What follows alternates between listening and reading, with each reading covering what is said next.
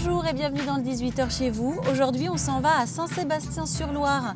Cette commune fait partie de Nantes Métropole et elle se situe au sud de la Loire. Saint-Sébastien-sur-Loire, c'est 11,6 km², 26 491 habitants, ce sont les Sébastianais. Et leur maire, depuis 20 ans, c'est Joël Guerriau, étiqueté aujourd'hui UDI.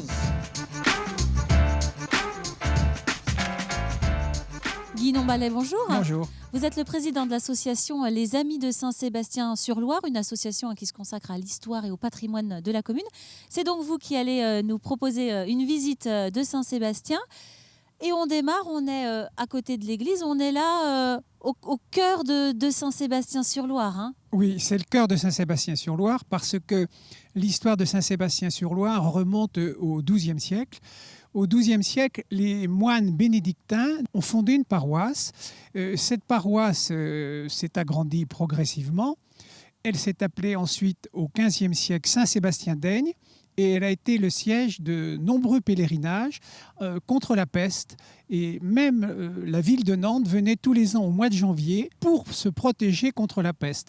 Saint-Sébastien était théoriquement le protecteur de la peste.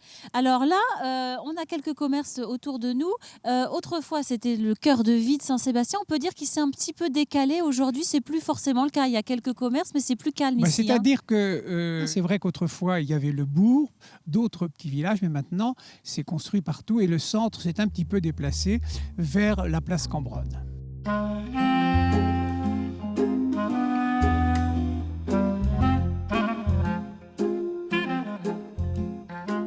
On est à présent devant la maison des citoyens. Ça n'a pas toujours été la maison des citoyens ici. Hein. Quelle était la fonction de ce bâtiment à côté de nous? Alors autrefois, c'était la mairie de Saint-Sébastien.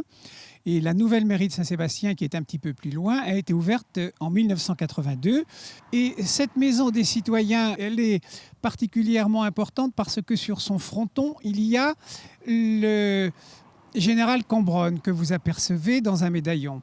Alors, qui est né à Nantes, mais qui a quand même une histoire à Saint-Sébastien. Voilà, le général Cambronne est né en 1770 à Nantes, mais son père a acheté une maison près de l'église, qui est actuellement le presbytère. Cette maison s'appelle La Treille, et il l'a achetée en 1783. Donc Cambronne y a vécu de 1783 jusqu'à son départ pour les guerres napoléoniennes. Après la bataille de Waterloo, il est revenu en 1816, il a été amnistié par Louis XVIII, et il a vécu entre Nantes et La Treille, et puis La Tulay, qui est une autre propriété, où il y a d'ailleurs une peinture murale du général Cambronne.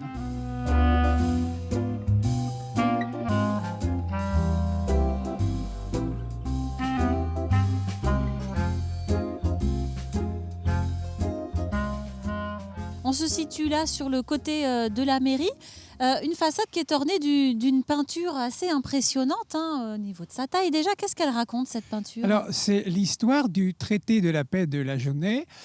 Cette paix de la Jaunais a été signée, comme vous le voyez, le 17 février 1795 entre les Vendéens, commandés par Charette, et les Républicains, et le représentant des Républicains, ici, c'était Ruel. Cette peinture murale s'inscrit dans le cadre de tout un circuit de peinture murale. Il y en a 11 à Saint-Sébastien qui ont été faites par une peintre espagnole d'origine argentine, Diana Tobin. Donc ces peintures, si on suit le circuit, en fait, ça raconte l'histoire de Saint-Sébastien. Ça raconte une partie de l'histoire de Saint-Sébastien et on espère qu'il y en aura d'autres.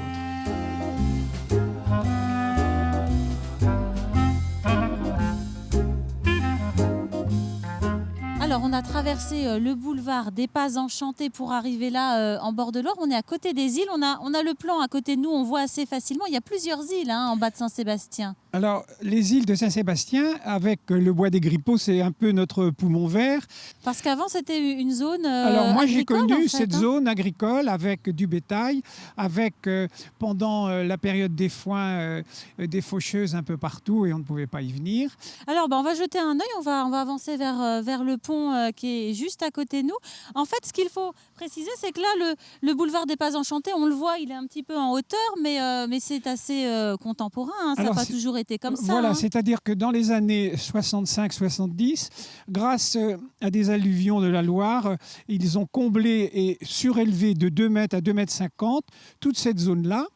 Et le nom des Pas Enchantés a été donné en référence d'un livre d'Alphonse de Chateaubriand qui, en 1938, avait écrit « Les Pas Enchantés ». Alors, on est à côté, alors la Loire est plus loin, il y a un petit cours d'eau qui passe là.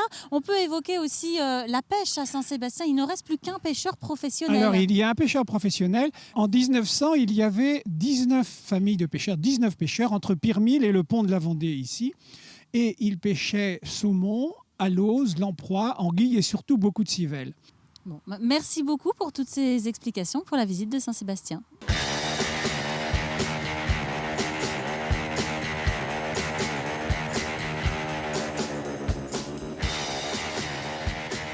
À Saint-Sébastien-sur-Loire, il y a de nombreux sportifs et notamment quelques champions. Parmi eux, Mélanie Lisée, c'est une patineuse. Elle est membre de l'équipe de France de roller. Je m'en vais la rejoindre sur le tout nouvel anneau, accessible au vélo et au roller pour l'entraînement. C'est un équipement qui vient remplacer l'ancienne piscine de Saint-Sébastien.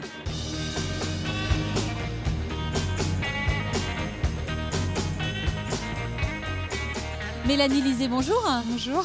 Alors, on voit autour de votre cou, hein, vous êtes vraiment une championne de roller, plusieurs médailles. Quels sont les titres dont vous êtes les plus fiers et pour lesquels vous portez des médailles là ? Donc, cet été, en juillet-août, j'ai participé au championnat d'Europe. Donc, c'était mon deuxième championnat d'Europe. Et j'ai réussi à terminer 3e sur le 10 km à élimination. Donc, médaille de bronze. Donc, ouais, voilà. Ensuite, j'ai fait 4 fois championne de France et 5 fois vice-championne de France. Donc c'est du roller, de course de vitesse en fait, c'est ça, du relais, il y a un peu de toute discipline. C'est toute discipline, il y a du 200 mètres jusqu'au marathon, donc 42 km, donc il y a vraiment de tout et je participe sur toutes les manches. Alors vous avez 17 ans et pourtant c'est un sport que vous pratiquez depuis déjà une dizaine d'années. Qu'est-ce qui fait que, enfant comme ça, vous êtes passionné pour le roller ? Donc j'ai commencé le roller grâce à mon frère qui a commencé tout jeune et je l'ai suivi tout naturellement. Parce que mes parents m'ont mis directement sur les rollers et j'ai bien aimé, donc j'ai continué, quoi.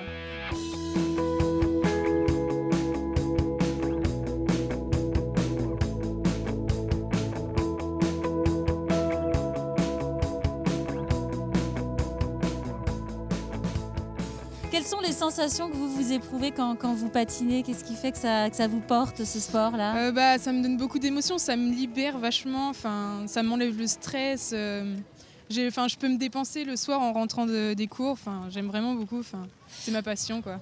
Parce que les cours, vous êtes en terminale au lycée qui est à côté, là, lycée de la Herdrie, ça veut dire que vous avez un emploi du temps 35 heures par semaine et en plus le soir, plusieurs fois par semaine peut-être, vous pratiquez quoi. Oui, c'est ça, tous les jours j'ai entraînement et tous les jours j'ai mes cours et je dois les suivre, j'ai pas le choix. Et donc cette année je passe mon bac à la fin de l'année en espérant que ça marche, ça a toujours marché pour l'instant, donc je verrai pas pourquoi ça marcherait pas.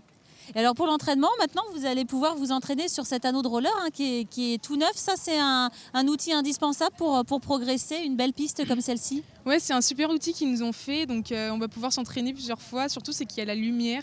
C'est une bonne piste, on n'avait pas de piste à Saint-Sébastien, donc on va pouvoir s'entraîner. Et comme ça on n'aura pas besoin d'aller sur des pistes un peu plus loin qu'à Nantes, à Boye ou à Bougnay, quoi.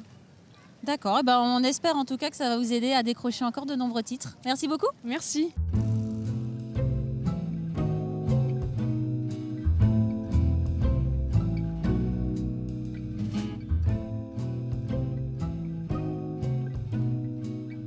Saint-Sébastien est donc sportive avec de nombreuses installations modernes et diversifiées.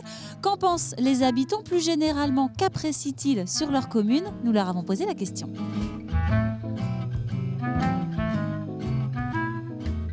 C'est agréable, les gens sont très conviviables, voilà, c'est très sympa. Il n'y a rien à dire, tranquille. C'est sympa, c'est un petit bourg très sympathique. Moi, je me plais beaucoup à Saint-Sébastien. Le marché le mardi, c'est très agréable. Il manque un peu de commerce, il y a des commerces de permis, c'est dommage, mais enfin bon. C'est une ville agréable puisque nous avons quand même plusieurs artisans commerçants et puis nous avons la grande distribution dont Auchan, Super U bien entendu. Et puis on a quand même un cinéville, on a un bowling, on a un karting, il y a une piscine quand même. Et puis on a 2 collèges, il y a tout ce qu'il faut pour y vivre agréablement. C'est vrai que du côté de l'église, le bourg a été décentré il y a quelques années. Ils ont supprimé un peu de place, c'est de plus en plus serré et du coup je pense que ça peut faire aussi partir des gens qui eux ne trouvent pas de stationnement. Très agréable puisqu'on a la proximité de la Loire, on a beaucoup de promenades et puis bon, il n'y a pas trop d'immeubles. C'est agréable d'avoir une maison à Saint-Sébastien. C'est bien situé, c'est vrai qu'on est près de Nantes, il y a les transports en commun, le busway. Puis c'est vrai qu'en voiture, il faut un quart d'heure quand il n'y a pas de bouchon. Il y a souvent plein de choses à faire. Puis il y a les îles de Loire où on peut venir se promener avec les enfants. Donc voilà.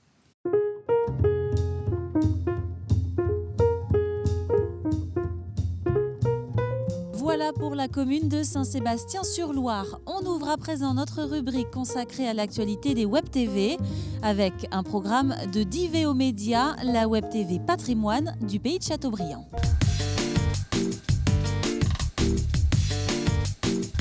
C'est son rêve de gosse. Barthélemy Barré est le président du club d'aéromodélisme de Châteaubriand depuis 2006. Chauffeur routier, il passe tout son temps libre à reconstituer les maquettes des avions qui se sont écrasés en Bretagne et Loire-Atlantique durant la Seconde Guerre mondiale. Une passion qui le suit depuis l'âge de 18 ans. Il fait revivre des bombardiers, des chasseurs, des B-17, des heures et des heures passées pour ne pas oublier.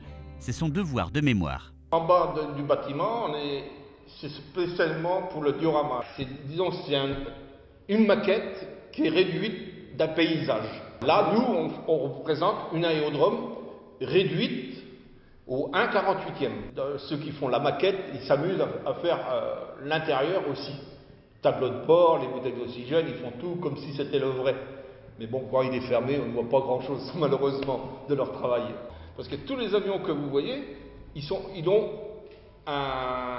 un but. C'est-à-dire que c'est des avions qui ont tombé, qui se sont crashés pendant le dernier conflit de la dernière guerre mondiale, ils se sont crashés en Bretagne. Même la Loire-Atlantique, on parle du Finistère, du Côte-d'Armor, le Morbihan, l'Ille-et-Vilaine et la Loire-Atlantique. Mais quelquefois, quand ils étaient crashés, soit les Allemands arrivaient tout de suite dessus, on n'avait pas le temps, il y avait des enquêtes ou des trucs comme ça. C'était un peu sauf qui peut quand ils tombaient, les pilotes, ou quelquefois ils étaient morts, mais bon, on ne va pas en parler, les pauvres. Il y a là des centaines et des centaines en Bretagne comme ça qui sont tombés, soit des chasseurs, des semi-bombardiers ou des bombardiers. Un bombardier, on en a un qui est là, le Lancaster, qui est tombé à Béton. Il y a eu 7 membres, les 7 membres sont tombés, ils sont morts. Et je fais ce truc-là pour présenter les avions, bien sûr, parce que c'est mon truc, c'est un rêve de gosse que j'aime les avions. Et ben, ce que j'attends, c'est qu'on n'oublie pas, c'est notre devoir de faire ces trucs-là, parce que on va perdre, disons qu'on va perdre la mémoire de ces gens-là. Ils sont quand même venus, ils ont 20 ans, 20, 30 ans. Ils sont quand même pas venus pour rien. On est là, on est quand même corps français, on n'est plus sous le régime comme ils étaient en ce moment-là. Je pense qu'il ne faut quand même pas les oublier. C'est notre devoir de mémoire, ça.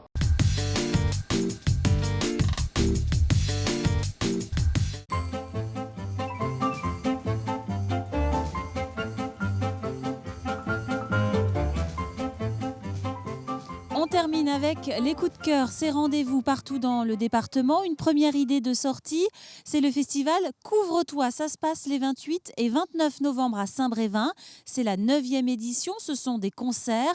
À l'affiche par exemple le groupe Boulevard Désert, Debout sur le Zinc ou encore la comédie musicale Hernadette. C'est organisé par l'équipe du festival Couvre-feu. De la musique toujours du côté du Pèlerin cette fois, les 28 et 29 novembre également. C'est un festival de jazz qui a lieu sur 2 jours avec notamment le célèbre batteur Mourad Benamou et son quintet, les Jazz Workers. Une dernière idée de sortie du côté de Guémené-Pinfo pour les plus sportifs le dimanche 29 novembre. C'est la grande randonnée du Téléthon, circuit pédestre, vélo, VTT. C'est 4 € l'inscription au profit donc du Téléthon qui aura lieu le week-end suivant.